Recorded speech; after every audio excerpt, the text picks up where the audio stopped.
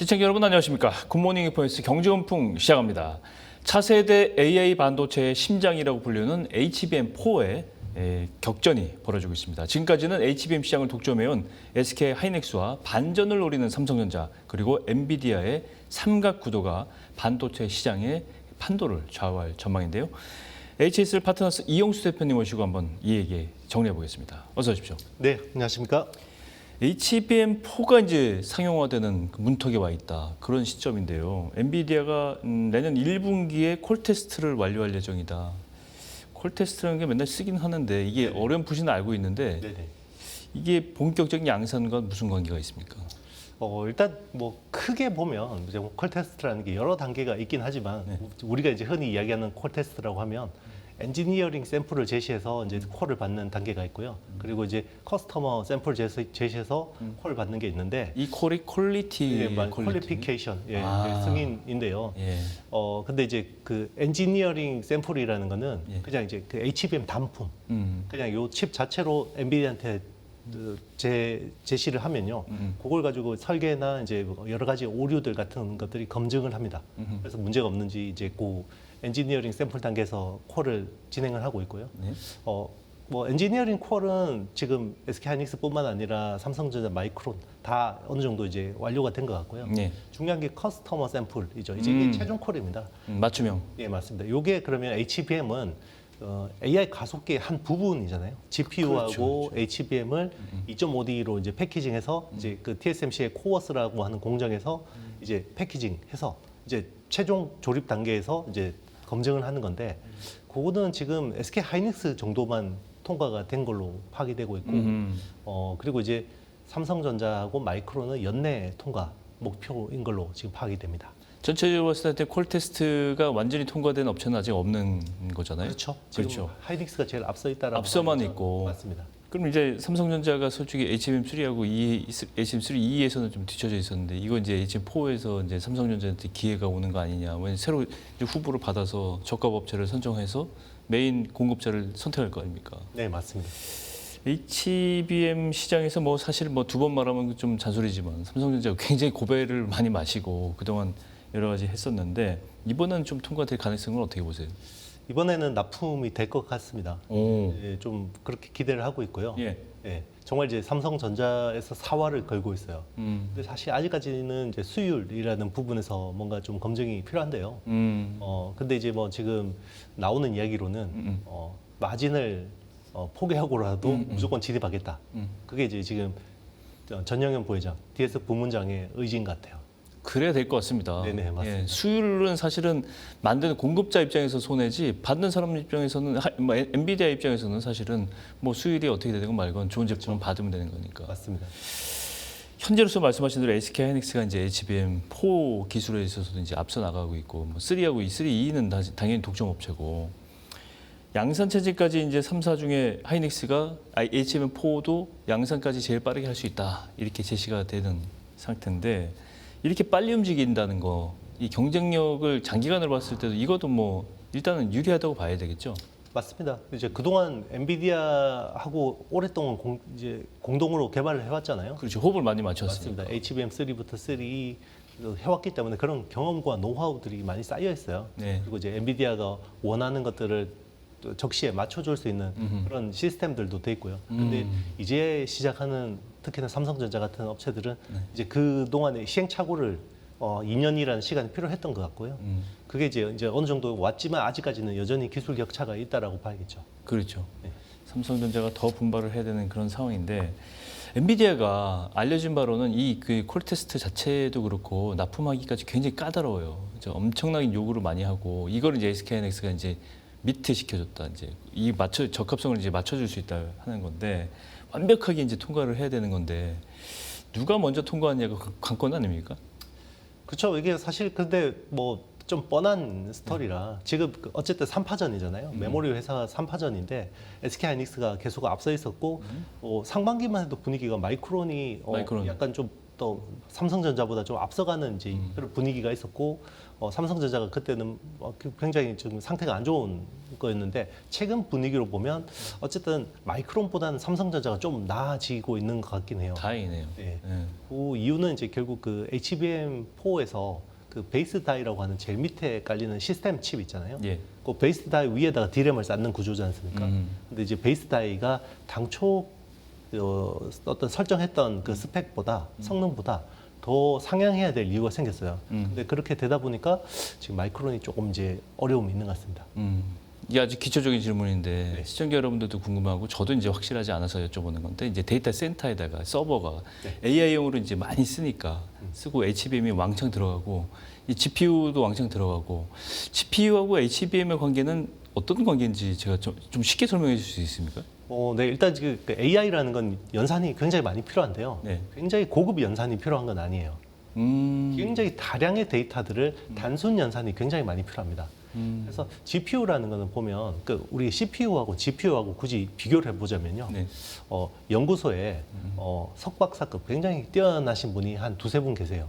그분들한테 굉장히 어려운 뭐 미분, 적분 이런 어려운 것들을 이제 문제지를 갖다 주면 그분들이 풀어주십니다. 그렇죠? 네, 그걸 이제 근데 순차적으로 해주세요. 근데 한 번에 대량으로 많이 못해요. 근데 굉장히 어려운 연산을 해주십니다. 하긴 하는데 네. 연습해 줄 수 있어요. 그렇죠. 그게 CPU예요. 기존에. 근데, 네. 근데 GPU는 뭐냐면 더하기, 빼기, 곱셈, 나눗셈 요 정도 수준의 연산만 필요한데 강당에다가 중학생 한 10만 명을 모아놨어요. 네. 그러면 이제 10만 명 모아놨잖아요. 예, 예. 거기서 걔들은 그것만 연산하는 거예요. 예. 그게 GPU인데요. 아. 그러면 시험지를 한 번에 대량으로 갖다 줘야 되죠. 채점을 해야 되고 예. 모아서. 그렇죠. 이제 시험지 줘야지 풀 거 아니에요. 그죠? 그 시험지를 대량으로 주려고 하니까 메모리에서 시험지를 갖다 나눠줘야 줘야 되는데 예전처럼 CPU 때처럼 몇 장씩 갖다 주는 수준 가지고 안 되잖아요. 그렇죠. 그러니까 시험지를 대량으로 갖다 줄 수 있는 사람들을 아파트 같은 데다가 옆에다가 딱 갖다 놓고 연구소 옆에다가 대량으로 한 번에 쫙 갖다 줘야 됩니다. 그게 HBM이에요. 아, 이해가 쉽게 됐습니다. 네네. 아, 다시 돌아오겠습니다. 네. HBM4 그래서 이제 내년 1월에 이제 뭐 되면 내년 중에는 이제 이게 출시가 되는 그런 제품인데 수요 전망이 매우 밝다. 왜냐하면 미국 데이터 건설 지출이 역대 최대를 기록하고 있고 내년에도 그럴 것이다. 이런 얘기 아닙니까? 뭐 데이터가 늘어날수록 당연히 HBM4 수요도 왕창 늘어나고 그럼 이것이 이제 SK 하이닉스와 삼성전자에게 기회를 또 제공할 수 있는 또 매출을 또 성장시킬 수 있는 뭐 근원이 되지 않겠습니까? 맞습니다. 예. 그러니까 사실 지금은 이제 AI 인프라 투자잖아요. 네. 그러니까 이제 뭐 데이터 센터는 결국 빅테크들이 자기네들 AI 모델을 좋게 만들기 위해서 계속해서 투자하는 거잖아요. 그렇죠. 그래서 원래는 그 내년쯤 되면 이제 AI 우리가 캐펙스라고 하는 자본 지출이 올해가 작년 대비해서 50%가 늘었고요. 네. 작년에도 전년 대비해서 50%가 늘었어요. 그러면 내년에도 더 늘리기 지금 쉽지 않을 것 같다. 왜냐하면 현금 흐름이나 이런 것들을 감안하면 많이 늘렸으니까. 예, 그래서 AI 캐펙스 증가율이 내년에는 좀 꺾일 거다라는 게 대다수 전망이었어요. 상반기까지만 해도. 네. 저도 그렇게 이제 말씀을 드렸었고요. 네. 그래서 올해가 50% 증가율인데 내년에는 한 자릿수 증가율밖에 안 나올 거라고 보는 거죠. 그래서 3%에서 많게는 8%. 그러면 증가율이 꺾이면 이제 관련 주식들은 안 좋거든요. 그렇죠. 예, 근데 이게 트럼프 대통령이 여기서 완전 변수가 됐어요. 일단 7월에 부채 한도 협상을 통해서 OBBA라는 법안, 감세 법안을 3조 6천억 달러, 예, 했죠. 정말 역대급으로 감세 법안을 통과시켰고요. 그리고 이번에는 연준의 팔목을 꺾어서 금리 인하를 시켰잖아요. 인하시켰죠. 그러면 이제 유동성이 풀리면 그리고 감세를 하게 되면 누가 제일 수혜를 보느냐면 빅테크들이 수혜를 봅니다. 여유가 생기죠. 그렇죠. 빅테크들이 결국 S&P 500에서 보면 이 기여도나 이런 부분에서 보면 거의 40~50%는 빅테크거든요. 그렇죠. 그러면 돈 많이 버는데 감세해주면 누가 수혜를 보겠어요? 빅테크들 수혜 보죠. 그러면 빅테크들의 EPS, 그러니까 현금 흐름이 개선되잖아요. 그럼 그 개선된 현금 흐름 가지고 뭐 하냐면 얘들은 지금 AI 군비 경쟁을 해야 돼요. 캐펙스에 투자. 맞습니다. 거죠. 그러니까 늘리는 거지. 당초 내년에 원래 3%에서 8% 증가율 정도로 봤는데 감세라는 변수가 생기고 그리고 유동성 네. 이런 것들을 이제 공급해주다 보니까 AI 군비 경쟁이 훨씬 더 되는 거죠. 그래서 내년에 당초 생각했던 것보다 AI 캐펙스 투자 증가율이 높아지게 된 거예요. 그게 이제 주식시장에 환호하게 된 이유고 그게 결국은 AI 군비 경쟁을 하면 엔비디아 칩을 많이 살 거 아닙니까? 그렇죠. 훨씬 더 많이 사겠죠? 그렇죠. 거기에 들어가는 HBM도 당연히 많이 팔릴 수밖에 없는 겁니다. 그렇죠. 그렇게 되면 이제 뭐 오픈 AI의 챗GPT 5에서 6로 가는 속도도 더 빨라질 것 같고. 맞습니다. 그죠? 그렇죠. 팔란티어도 팔란티어 뭐도 마찬가지고. 구글 제미나이 구글 같은 제미나이도 네, 마찬가지고. 맞습니다. 뭐 여러 그 AI 업체들이 투자를 계속하게 되면 맞습니다. HBM4에 대한 수요도 그 전보다는 더 늘어날 확률이 높다. 맞습니다. 근데 시장 상황이 지금 공급업체라고 하는 건 이제 HBM 만드는 SK 하이닉스 같은 공급업체들만 유리하게 되는 게 아닌 게 골드만삭스 보고서를 보면 내년에 HBM 가격이 한 10% 떨어지고 그렇게 되면 가격이 그동안 이제 이 얘기는 그동안은 공급자가 SK 하이닉스가 가격의 어떤 선도력을 갖고 있었다는 거죠. 그렇죠. 내가 이 정도에 팔 테니까 너 받을래 말래 이렇게 할 수 있었는데 그게 좀 약해지게 되고 엔비디아가 조금 싸게 해줘 뭐 이렇게 딜을 할 수 있는 여건이 된다 이렇게 봐야 되는 거예요. 맞습니다. 이게 그 항상 이제 HBM 시장에 대해서 의문들을 제기해 왔었거든요. 네. 작년에는 모건 스탠리가 HBM 공급이 많이 늘어나서 결국 그 마진율이 많이 훼손될 거다.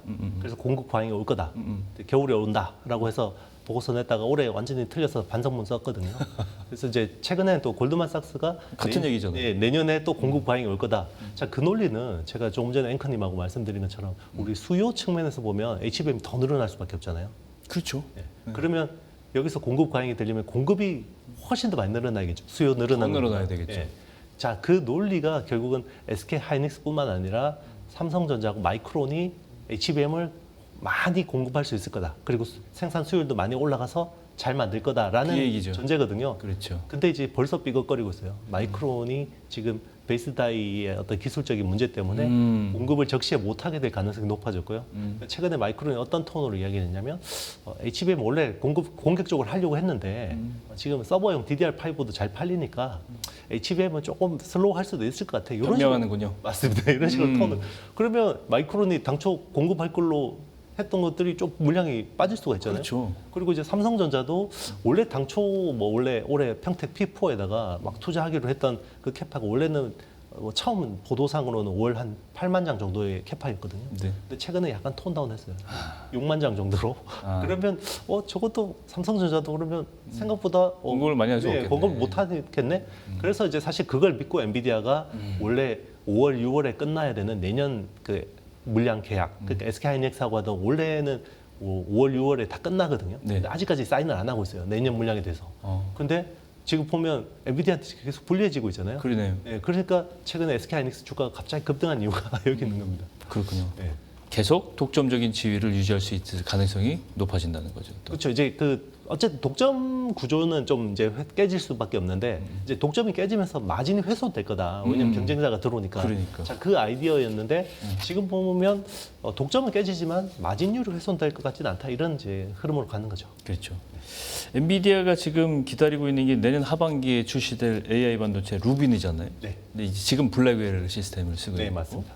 근데 2배 이상 루빈이 성능을 지금 블랙웰보다 높은 성능을 구현할 것이다. 이렇게 발표를 했는데 그렇게 되면 이걸 거꾸로 얘기하면 HBM4가 여기에 이제 끼워질 텐데 그렇죠. 이 성능도 거기에 맞게 확 올라가야 돼. 이걸 미트를 시켜줘야 되는 거잖아요. 맞습니다. 여기서 유탄을 맞은 게 마이크론입니다. 기술력이 안 따라오는 거죠. 네, 베이스 다이의 원래 스펙이 이제 9기가 BPS였어요. 네. 초당 이제 9기가의 전송 속도를 구현하는 거였는데 갑자기 베라 루빈의 성능이 좋아지게 됐잖아요. 그러니까 요거를 10기가 BPS로 맞춰줘라고 하는데 예. 삼성전자하고 SK 하이닉스는 어떻게든 할 수 있어요. 왜냐하면 베이스 다이를 원래는 HBM3 때까지만 해도 그냥 메모리 회사들이 자기네들 설계해서 그 메모리 라인에서 만들었어요. 근데 HBM4부터는 이제 SK 하이닉스는 TSMC 그 팹으로 의뢰를 했고요. 그리고 삼성전자 자체 파운드리가 있으니까 그걸로 만들기로 했거든요. 그러면 10기가 BPS를 만드는데 문제 없어요. 여기서 근데 마이크론이 문제입니다. 마이크론은 HBM3 때처럼 HBM4에서도 우리가 베이스 다이를 직접 만들어 보겠어라고 했는데 이게 안 되는 거예요. 이게 9.2기가 BPS밖에 안 나오니까 이게 이제 공급이 지연될 수밖에 없다. 이런 이야기가 나오는 겁니다. 결론적으로 공급자 우위의 시장은 좀 더 갈 것 같다는 기술 장벽 때문에 그렇죠. 그렇죠? 그렇게 정리를 해야 되는 거죠. 엔비디아 입장에서는 그러면 여러 가지 종합적으로 고려를 해야 되는데 뭐 공급업체가 사실 공급업체가 많이 늘어나면 엔비디아는 좋은 거잖아요. 그렇죠. 가격 협상력이 생기고 맞습니다. 싼 값을 받을 수 있고. 그렇죠. 성능, 가격, 공급 안정성, 기술 지원 능력 이런 걸 다 봐야 될 텐데 지금 고려할 때 엔비디아가 제일 많이 보는 거는 어떤 요인들을 공급업체에게 요구를 할까요? 일단 뭐 다 중요한 것들인데요. 그동안에는 오로지 이제 성능만 성능. 봤고, 그러니까. 그래서 성능 때문에 어쨌든 독점적인 그 파트너십을 준 거죠. 네. 실제로 지금도 파운드리 쪽은 TSMC한테 독점을 주고 있고, 그리고 이제 SK하이닉스 쪽에 HBM 쪽을 거의 뭐 이제 독점적인 그렇죠. 거의 그 과점의 지위를 줬잖아요. 근데 이제는 엔비디아의 매출 총이익률이 이제 자꾸 이제 조금씩 떨어지고 있고, 그리고 이제 공급망을 다변화해야지 이제 나중에 물량이 많이 늘어났을 경우에도 이게 좀 안정적으로 조달받을 수 있다 이런 니즈가 있잖아요. 그래서 그거를 깨보려고 일단 TSMC의 파운드리 가격을 좀 깎아보려고 했어요. 협상을 통해서. 근데 TSMC가 반대로 올려버렸어요, 가격을. 그걸 작년에도 그랬고요. 올해도 자신이 유리하다는 걸 알고 있는 예, 거죠. 어쨌든 뭐 우리 말고 할 데가 없을 텐데라고 해서 이제 가격 올렸고요. 이제 그러면 타깃이 SK 하이닉스잖아요. 그래서 이제 SK 하이닉스한테 원래 주기로 했던 그 마진에 대해서 자꾸 이제 깎아 달라. 경쟁사들도 잘하고 있으니까 좀 깎아줘라고 했는데 SK 하이닉스가 이제 이거 우리 안 되는데 뻔히 우리가 독점인데 왜 우리만 깎아줘야 돼?라고 해서 버텼거든요. 그래서 이제 지금 구도로 보면 버틴 게 잘한 것 같죠. 그렇죠. 네. 잘한 거죠. 경쟁업체들이 사실 따라오고 있다는 뭐 증거가 없고 사실상 그러지도 못하고 있으니까. 결국 뭐 HBM4 시대에는 시장 구도 자체가 뭐 크게 바뀔 가능성도 있지만 지금 현재로 이제 이어질 가능성이 높다 이렇게 저는 그렇게 해석이 되는데 지금 HBM 시장에서 SK하이닉스가 점유율이 62%예요. 압도적인 거잖아요. 이 그렇죠. 정도면 그죠? 근데 삼성전자가 이제 결국은 점유율을 얼마나 가져가느냐. 지금 현재로 보면 2등인 걸로 이제 추정이 되니까 네네. HBM4에 성공을 하게 되면. 물론 성공했으면 좋겠고 국익에는 더 이익이죠. 두 회사가 다 이제 독점적인 지위를 갖게 되면 두 회사의 이런 이 흐름들이 장기적인 그 수익성이나 이런 것들은 어떻게 좀 볼 수 있을까요? 그러니까 우리가 이제 연간 스마트폰 시장이 한 12억 대, 많을 때는 15억 대까지 하잖아요. 그렇죠. 네. 근데 사실 그 이익의 대부분을 애플이 벌어가죠. 애플이 거의 뭐 80%, 90% 가까이 이익 벌어가잖아요. 네. 나머지 회사들은 많이 파는데 마진이 굉장히 박하잖아요. 그렇죠.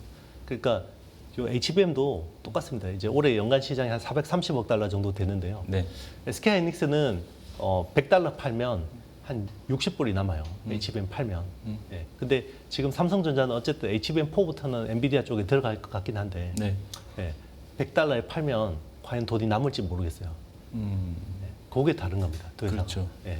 그래도 싸게라도 해서 들어가야 되는 게 이 삼성전자 입장이죠. 그렇죠. 사실은. 일단은 들어가는 게 중요할 것 같고 그러니까. 이제 가격도 아마 SK하이닉스의 가격하고 삼성전자가 납품하는 가격이 아마 다를 겁니다. 다르겠죠. 네. 음. 물량도 다를 거고요. 어떤 일이 벌어질지 예상은 할 수가 있겠는데 네. 어쨌건 삼성전자의 선전을 한번 이번에는 기원을 해보는 그런 개인적인 심정입니다. 그렇죠. 이제 근데 삼성전자는 HBM 쪽에서는 조금 이제 속도가 안 나더라도 지금 범용 메모리 쪽이 워낙 지금 시장 가격 자체가 좋아지고 있고 그러니까요. 그리고 이제 삼성전자는 파운드리 쪽 있잖아요. 테일러 팹이 이제 최근에 테슬라도 큰 규모 22조 그렇죠. 8천억짜리 수주를 받았고 그리고 이제 애플이 또 이제 그 이미지 센서 시모스 이미지 센서를 이제 대량으로 발주를 했기 때문에 이제 뭐 삼성 파운드리 모멘텀으로도 충분히 주가는 좋을 수 있습니다. 그렇군요. 오늘은 여기까지 하겠습니다만 다음 기회에 또 AI 서비스와 HBM 시장과의 연관성 이런 것도 여쭤보고 싶은데 그건 다음 기회에 네네. 하도록 하겠습니다. 네. 오늘 HSL 파트너스 이용수 대표님 모시고 반도체 시장의 현황들 한번 핫 이슈들 점검해 봤습니다. 오늘 말씀 고맙습니다. 네, 감사합니다.